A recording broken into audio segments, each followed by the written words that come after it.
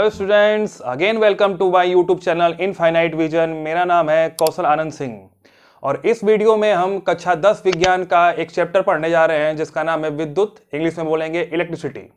ये इस चैप्टर का थर्ड पार्ट है, यानी थर्ड लेक्चर है। पहले लेक्चर में सिर्फ इतनी ही बात हुई थी कि इस चैप्टर में, इस यूनिट में, पूरे विद्युत यूनिट में क्या क्या पढ़ना है। सेकेंड जब जो है वीडियो आया था उसमें हम लोगों ने जो है विद्युत की कहानी पढ़ी, वो भी आधी कहानी, जिसमें हम लोगों ने पढ़ा कि विद्युत की खोज कहाँ से शुरू हुई और कहाँ तक गई। ठीक है, तो पिछले वीडियो में हमने ये देखा था कि सबसे पहले 650 ईसा पूर्व में थेल्स नामक जो है एक दार्शनिक थे। उन्होंने देखा कि एम्बर पदार्थ को यदि ऊन के वस्त्रों से रगड़ा जाए तो वो छोटे छोटे चीजों को, जैसे छोटे छोटे कागज के टुकड़ों को, धूल को और तिनकों को अपनी तरफ आकर्षित कर लेता है। इसके बाद जो है 16वीं शताब्दी में एक साइंटिस्ट हुए विलियम गिलबर्ट। उन्होंने इस प्रयोग को आगे बढ़ाया और देखा कि एम्बर नहीं, कुछ और पदार्थ है जैसे कांच, आबनूस, लाख, ठीक है, अन्य जैसे गंधक और सब पदार्थ भी जो है यही गुण दिखा रहे हैं। उनको रगड़ने पर वो छोटी छोटी चीजों को अपनी तरफ क्या कर रहे हैं, आकर्षित कर रहे हैं। क्लियर। गिलबर्ट ने जो है इस फिनोमेना को एक नाम दिया। इस वस्तुओं को रगड़ने के पश्चात अपनी तरफ आकर्षित करने के इस गुण को एक नाम दिया एम्बर सिटी, जिसे बाद में बोला जाने लगा इलेक्ट्रिसिटी। तो यहां से खोज हुई इलेक्ट्रिसिटी की। ठीक है, और इसे हिंदी में बोलते हैं विद्युत, और कुछ समय पश्चात लोग इसी को आवेश कहने लगे। ठीक है, तो आज जो है हम लोग की जो कहानी शुरू होगी वो शुरू होगी बेंजामिन फ्रैंकलिन से। सो चलिए स्टूडेंट्स, पढ़ना स्टार्ट करते हैं बिल्कुल आराम से, ठीक है, समझ समझ के। तो देखिए, थेल्स ने जब पहली बार बताया कि एम्बर जो है एम्बर पदार्थ को यदि रगड़ दिया जाए ऊन से तो वो चीजों को आकर्षित करेगा, तो ये बात उस समय तो बहुत पॉपुलर हुई, बहुत प्रसिद्ध हुई, लेकिन लोगों ने धीरे धीरे इस पर ध्यान देना खत्म कर दिया। क्लियर है। लेकिन 16वीं शताब्दी में, यानी 1600 ईस्वी में, जब गिलबर्ट ने इस प्रयोग को दोहराया और कई पदार्थों को ढूंढा, तो पुनः जो है इस बात ने तूल पकड़ लिया। तूल पकड़ने का मतलब यह है कि ये बात फिर से जो है आग की तरफ फैल गई और लोगों के दिमाग पे चढ़ गई। अब क्या है कि बहुत से साइंटिस्ट इस प्रयोग को दोहराने लगे, और साइंटिस्ट ही नहीं, कई आम व्यक्ति भी जो है अपने शौक के लिए, अपने इंटरेस्ट के लिए, अपनी जिज्ञासा के लिए इन सब प्रयोगों को दोहराने लगे। अलग अलग पदार्थों की खोज करते थे, कुछ नए पदार्थों की, और उनको रगड़ रगड़ के देखते थे क्या ये भी चीजों को आकर्षित कर रहा है कि नहीं। ठीक है, तो इन्हीं में से जो है एक बड़े महान व्यक्ति हुए जिनका नाम है बेंजामिन फ्रैंकलिन। क्लियर है। इन्होंने जो है ये प्रयोग स्टार्ट किया, और पूरा प्रयोग पढ़ेंगे कि इन्होंने कैसे ज्ञात किया कि आवेश एक प्रकार का नहीं, आवेश दो प्रकार का होता है। वस्तुओं को रगड़ने पर उन पे आवेश तो उत्पन्न हो रहा है, लेकिन वो सभी वस्तुओं पर आवेश एक जैसा नहीं है, आवेश दो तरह का उत्पन्न हो रहा है। ठीक है, पूरी बात करते हैं। सो चलिए स्टूडेंट्स, सब देखते हैं कि बेंजामिन फ्रैंकलिन ने कैसे एक्सपेरिमेंट करके ये ऑब्जर्व किया, और उसके बाद जो है ये बताया हम लोगों को कि आवेश दो प्रकार के होते हैं। ठीक है, और साथ में ये भी बताया कि समान आवेशों में प्रतिकर्षण होता है और जबकि विपरीत आवेशों में आकर्षण होता है। तो देखिए इन्होंने ये प्रयोग किया कैसे। तो देखिए, ये प्रयोग ऐसे है तो बहुत आसान, लेकिन उस समय के लिए काफी बड़ी चीज थी। इस प्रयोग को जो है आप भी जब देखेंगे, जब मैं बताऊंगा, तो आप भी जो है इस बात पे जो है निष्कर्ष निकाल सकते हैं कि हाँ, समान आवेश जो है प्रतिकर्षित होते हैं और विपरीत आवेश क्या होते हैं, आकर्षित होते हैं। ठीक है, तो पहले देखते हैं कि बेंजामिन फ्रैंकलिन ने क्या एक्सपेरिमेंट किए। ठीक है, तो देखिए इस एक्सपेरिमेंट के जो है 3 पार्ट होंगे। पहले पार्ट इन्होंने क्या किया, दूसरे पार्ट में क्या किया और तीसरे पार्ट में क्या किया। तो देखिए पहले देखते हैं पहले पार्ट में क्या किया। तो इन्होंने जो है एक कांच की छड़ ली। क्लियर, एक जो है कांच की छड़ ली। क्लियर है, और इस कांच की छड़ को मैं लिख दूं यहां पे, कांच की छड़। ठीक है, और इस कांच की छड़ को रेशम के कपड़े से रगड़ा। ठीक है, यानी रेशम से रगड़ा। क्लियर है। तो इस एक्सपेरिमेंट के पहले भाग में इन्होंने क्या किया कि कांच की छड़ को रेशम से रगड़ा, और एक और कांच की छड़ ली, उसको भी रेशम से रगड़ा, यानी 2 कांच की छड़ हो गई, और दोनों को रेशम से क्या कर दिया, रगड़ दिया। ठीक है, और दोनों कांच की छड़ों को धागे से लटका दिया। ठीक है, पतले धागे से लटका दिया, और जब दोनों कांच की छड़ों को पास लाए तो कांच की छड़ दूसरे कांच की छड़ से प्रतिकर्षित हो गई, यानी दूर हट गई। ठीक है, तो ये तो रहा पहला एक्सपेरिमेंट। कि दो कांच की छड़ों को रेशम से रगड़ के जब पास लाए तो दोनों एक दूसरे से दूर चले गए। ठीक है, अब देखते हैं कि इस एक्सपेरिमेंट का दूसरा भाग क्या किया इन्होंने। दूसरे भाग में इन्होंने जो है एक दूसरी छड़ ली जो आबनूस की बनी हुई थी। ठीक है, तो कल मैंने बताया ही था कि आबनूस जो है एक लकड़ी होती है काले रंग की, काफी ठोस होती है, सघन होती है, मतलब हार्ड होती है। तो ये है आबनूस, और इस आबनूस को उन्होंने रगड़ा बिल्ली की खाल पर, बिल्ली की खाल।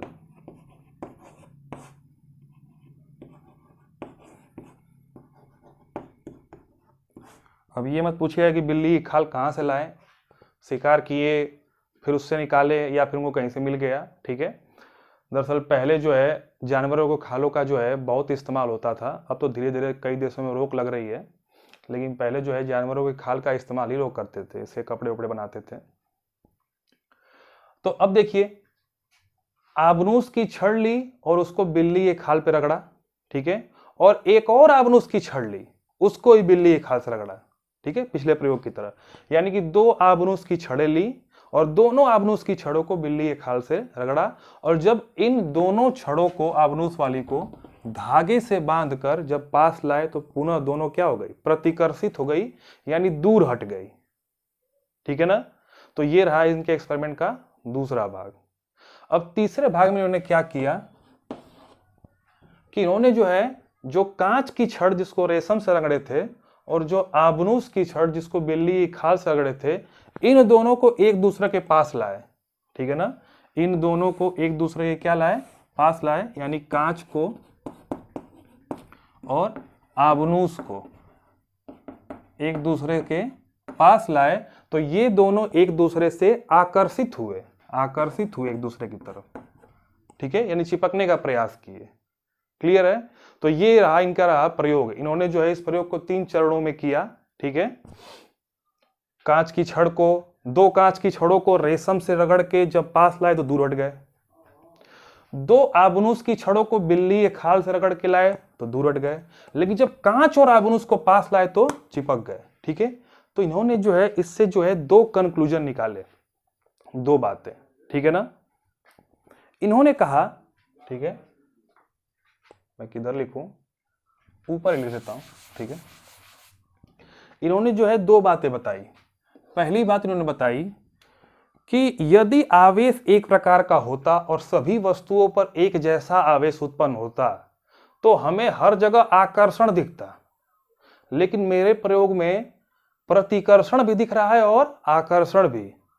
ठीक है, इसका मतलब आवेश 2 प्रकार के, बात समझिएगा। ठीक है ना, इन्होंने कहा कि यदि आवेश सब जगह एक प्रकार का होता, हर वस्तु को रगड़ने पर एक जैसा आवेश उत्पन्न होता, तो हम बोल सकते थे कि हर जगह जो है बल भी एक प्रकार का लग रहा है, या तो सिर्फ प्रतिकर्षण लगता है या तो सिर्फ क्या लगता है, आकर्षण।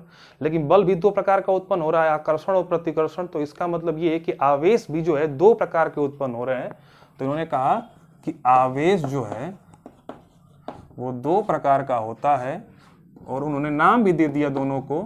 एक को नाम दिया धनावेश, ठीक है, और दूसरे को नाम दिया ऋणावेश। ठीक है, तो ये बात याद रखिएगा कि धनावेश और ऋणावेश नाम भी जो है ये बेंजामिन फ्रैंकलिन ने ही दिया था। ठीक है, तो ये रहा इनका पहला ऑब्जर्वेशन कि आवेश 2 प्रकार के होते हैं, धनावेश और ऋणावेश। ठीक है, आवेश थोड़ा सा दिख नहीं रहा है, लेकिन आप समझ गए आवेश ही लिखा है। ठीक है, अब देखिए जो अगली बात है, उन्होंने ये निकाला कि जो समान आवेश है, जो समान आवेश है वे एक दूसरे से प्रतिकर्षण महसूस करेंगे, और जो विपरीत आवेश है वो एक दूसरे से आकर्षण महसूस करेंगे। तो आप यहां भी देख सकते हैं, कांच कांच से दूर भाग रहा है, कांच कांच से दूर भाग रहा है, आबनूस आबनूस से दूर भाग रहा है, यानी समान चीजें क्या होंगी, प्रतिकर्षित, दूर भागेंगी। ठीक है, और यहां पे कांच आबनूस से क्या हो जा रहा है, चिपक जा रहा है, यानी विपरीत। ठीक है, इस पर अलग आवेश है और इस पर क्या है, अलग आवेश है, तो विपरीत आवेश एक दूसरे से क्या हो रहा है, आकर्षित हो रहे हैं। ठीक है, तो अब मैं इसको मिटा दे रहा हूं, ये सब आपको बनाने की जरूरत नहीं है। ठीक है, फिगर अगर बना लेंगे तो अच्छी बात है, लेकिन आप इसे जो है कहानी की तरह इंजॉय करिए, और यदि आपको कुछ इसमें इंपॉर्टेंट लगे, ठीक है, तो आप इसे नोट कर लीजिए। मेन बातें जो है नोट कर सकते हैं कि किसने क्या क्या ज्ञात किया, ठीक है। तो जो दूसरा जो है इन्होंने ऑब्जर्वेशन बताया इन्होंने कि समान आवेश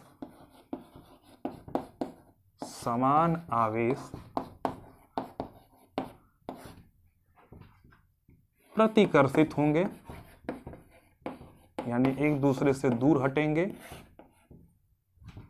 और जो दूसरे पॉइंट में, सॉरी दो ही ऑब्जर्वेशन थे, ठीक है, ये दोनों ऑब्जर्वेशन। तो इसमें ए पार्ट यानी पहला पार्ट इन्होंने बताया कि समान आवेश प्रतिकर्षित होंगे, और दूसरा पार्ट बताया इसी में कि विपरीत आवेश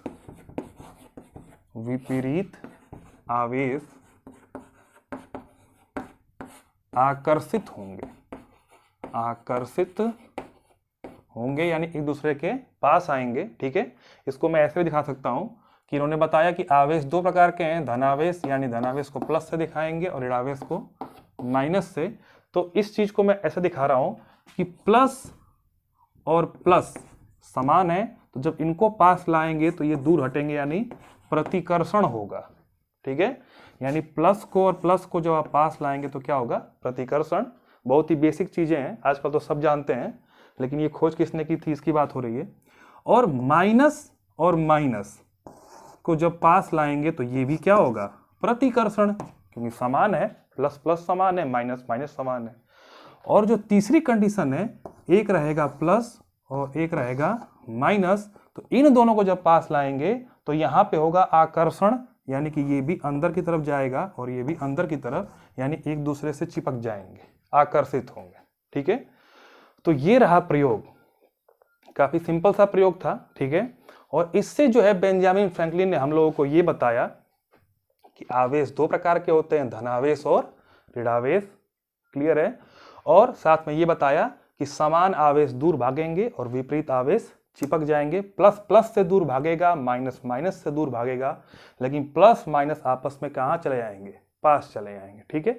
ऐसा चुंबक में भी होता है, चुंबक में भी दो ध्रुव होते हैं, एक उत्तरी ध्रुव और एक दक्षिणी ध्रुव, ठीक है। उत्तर उत्तर से दूर भागता है, दक्षिण दक्षिण से दूर भागता है, लेकिन जब उत्तरी ध्रुव दक्षिणी ध्रुव पास आते हैं तो चिपक जाते हैं, ठीक है। तो ये रहा बेंजामिन फ्रैंकलिन की कहानी, क्लियर है। और साथ में विद्युत और आवेश की खोजों की कहानी, ठीक है। तो आज इस कहानी की जो है कहानी को संपन्न करते हैं, यानी कहानी खत्म हो चुकी है, ठीक है। अब जो हमारा नेक्स्ट वीडियो आएगा तो उसमें जो है ऐसी कोई कहानी नहीं चलेगी, उसमें सीधे जो है हम लोग टॉपिक पढ़ना स्टार्ट करेंगे। तो आप नेक्स्ट वीडियो से आप कॉपी पेन लेके बैठेंगे, ठीक है। और इसमें क्या है कि हम लोग जो है साथ में पढ़ेंगे, यानी कि जो है टॉपिक भी पढ़ेंगे, उसके क्वेश्चन यानी न्यूमेरिकल भी लगाएंगे, ठीक है। तो सबसे पहले तो हम जो है ना हमारा नेक्स्ट वीडियो में पढ़ेंगे वैद्युत आवेश क्या होता है, ठीक है। वैद्युत आवेश क्या होता है, उसका फॉर्मूला सूत्र क्या होता है, उस पर क्वेश्चन लगाएंगे। फिर पढ़ेंगे वैद्युत धारा क्या होती है, उसकी फॉर्मूला क्या होता है, उस पर न्यूमेरिकल लगाएंगे, ठीक है। फिर पढ़ेंगे विभव क्या होता है, उसका फॉर्मूला, उस पर न्यूमेरिकल लगाएंगे। प्रतिरोध क्या होता है। तो कुल मिला के बात यह है कि अब जो हमारा नेक्स्ट वीडियो आएगा उसमें ये सब कहानी नहीं होगी, कहानी के जो है पार्ट खत्म हो चुका। अब नेक्स्ट वीडियो से जो है आप कॉपी पेन लेके बैठेंगे, अच्छे से नोट्स बनाएंगे, ठीक है, जिसमें हम क्वेश्चन भी लगवाएंगे और साथ में थ्योरी भी बताएंगे, यानी थ्योरी न्यूमेरिकल दोनों साथ में चलेगा, क्लियर है। तो चलिए आज की वीडियो में इतना ही, थैंक यू। कहाँ जा रहे हो, पिक्चर अभी बाकी है मेरे दोस्त। मैं ये वीडियो अपलोड करने ही वाला था, तब तक मेरे ये समझ में आया कि मतलब इतने महान व्यक्ति के ऊपर इतनी छोटी सी चर्चा करके छोड़ दे तो ये इनका अपमान ही होगा, ठीक है। हमने तो सिर्फ उन्हीं बातों का जिक्र किया जो हमारे सिलेबस से जुड़ा हुआ था, ठीक है। लेकिन बेंजामिन फ्रैंकलिन जो है इतने तक सीमित नहीं है, इनकी लाइफ में जो है मतलब अपने लाइफ में उन्होंने बहुत बड़े बड़े काम किए, ठीक है। और खासकर जो है उन्होंने अपने देश के लिए और पूरी मानव जाति के लिए बहुत से मतलब महान कार्य किए हैं, ठीक है। देखते हैं क्या कर रही हैं। तो मतलब ये है कि जिनको सिर्फ सिलेबस से मतलब है वो तो छोड़ के जा सकते हैं वीडियो को, लेकिन जिनको साइंस में इंटरेस्ट है या फिर कुछ नॉलेज गेन करना चाहते हैं या फिर मतलब उनको कुछ नई चीज़ें जानने में अच्छा लगता है तो वो इस वीडियो को देखते रहें, ठीक है। तो बात करते हैं सबसे पहले कि बेंजामिन फ्रैंकलिन हैं कौन, जिनके बारे में मैं इतना ज़्यादा बोल रहा हूँ। तो देखिए बेंजामिन फ्रैंकलिन कैसे हुआ, आम आदमी नहीं है, ठीक है ना। ये विज्ञान क्षेत्र नहीं जबकि बल्कि राजनीतिक क्षेत्र से जुड़े हुए हैं, ठीक है।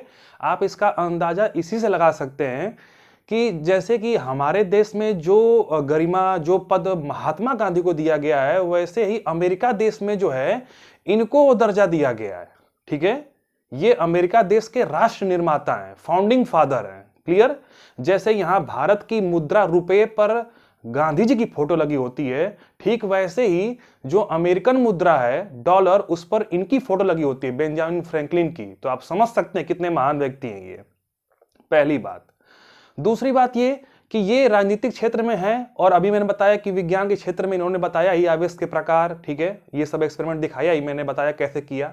इसके अलावा इन्होंने बहुत ऐसी जो है खोजें की जो मानव जाति के लिए बड़ा जो है एक यूजफुल रही हैं।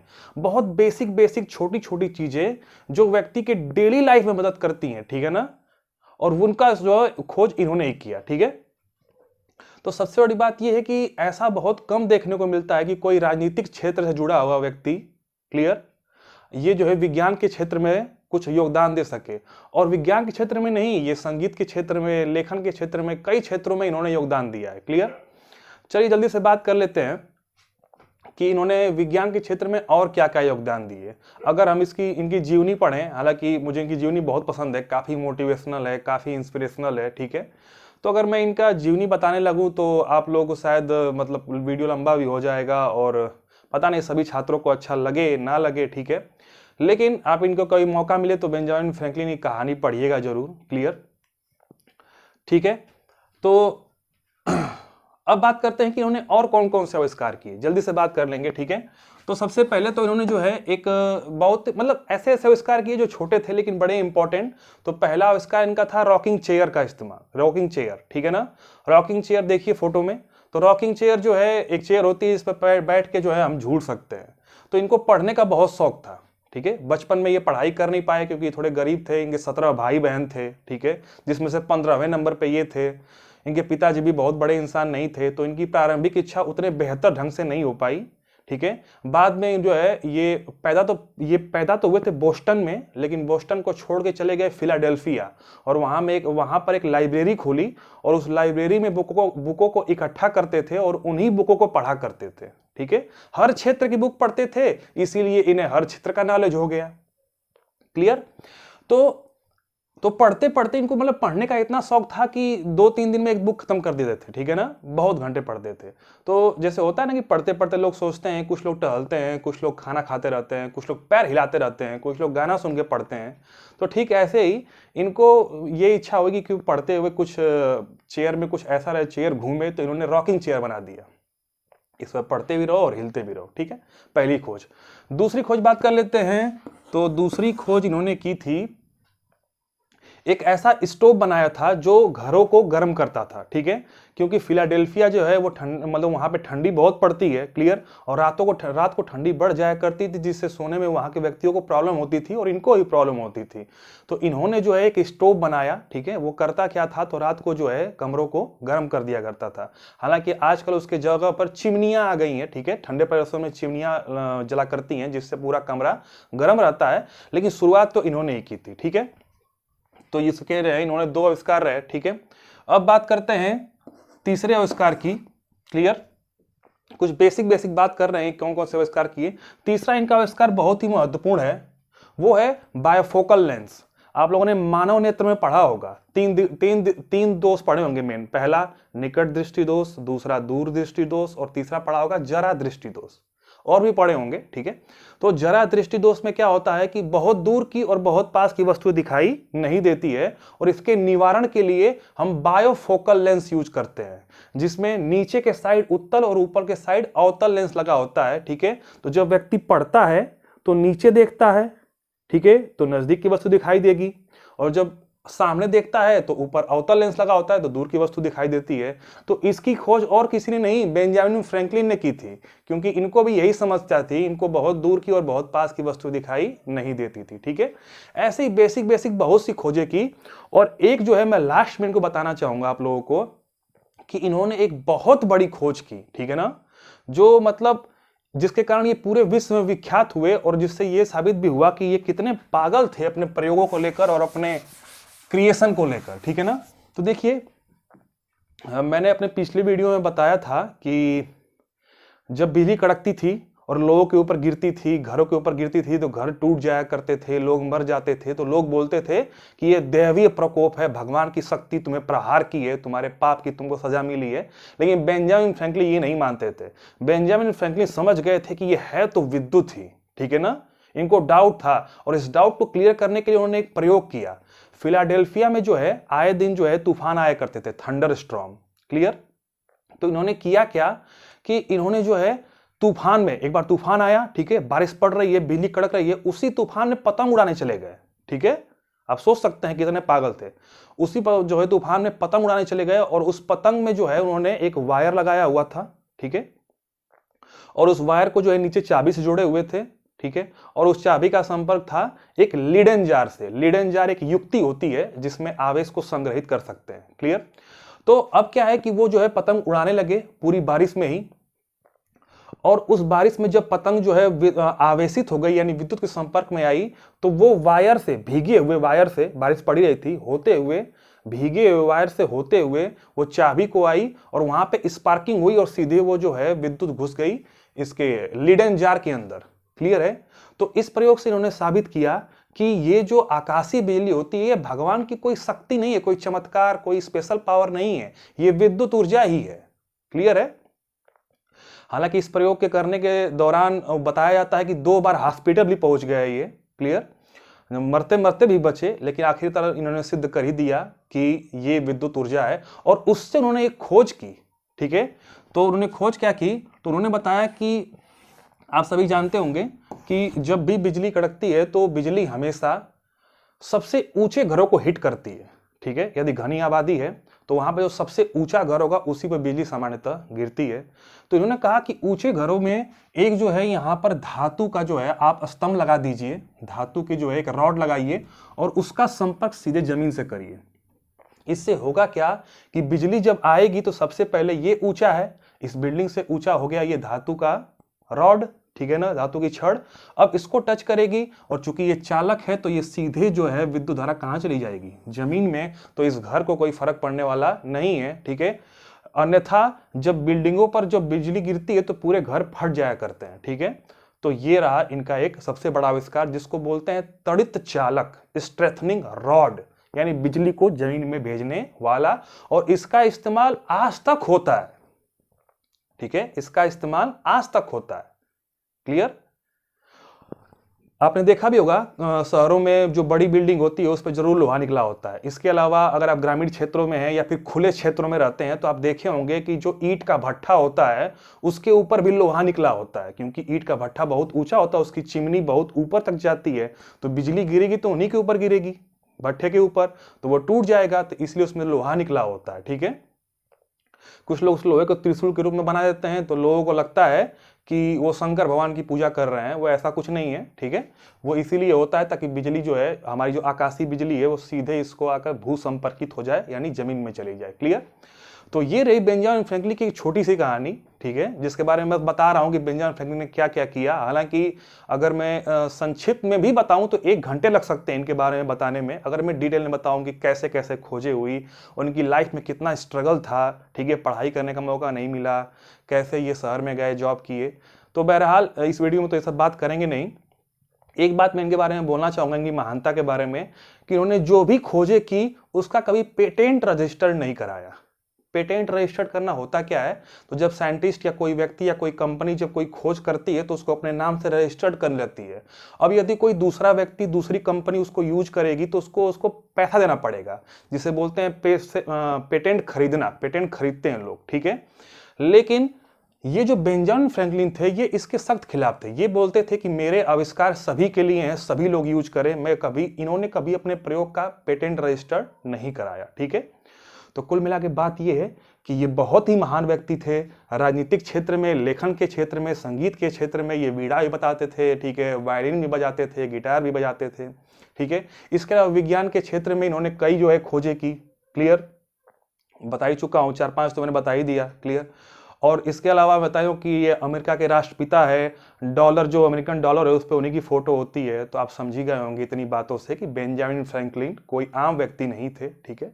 अगर इनकी तुलना थोड़ी थोड़ी हम लोग लियोनार्डो द विंसी से करें तो ठीक ही रहेगा। हालांकि लियोनार्डो द विंसी बहुत महान है, ठीक है, वो 17 कलाओं में माहिर थे, ठीक है, और हालांकि ये भी कम नहीं है, सबकी अपनी अपनी खासियत होती है, लेकिन लियोनार्डो द विंसी की बात ही अलग है, ठीक है।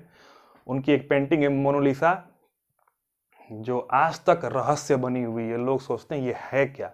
तो बहरहाल आज की वीडियो में इतना ही क्लियर। तो ये बस 10 मिनट का जो भी लेक्चर था मेरे जल्दी वाला, वो सिर्फ उन छात्रों के लिए था जिनको बेंजामिन फ्रैंकलिन के बारे में जानना था। बाकी जो चीज़ें जानने लायक थी वो पहले ही थी। चलिए आज की वीडियो में इतना ही। Thank you.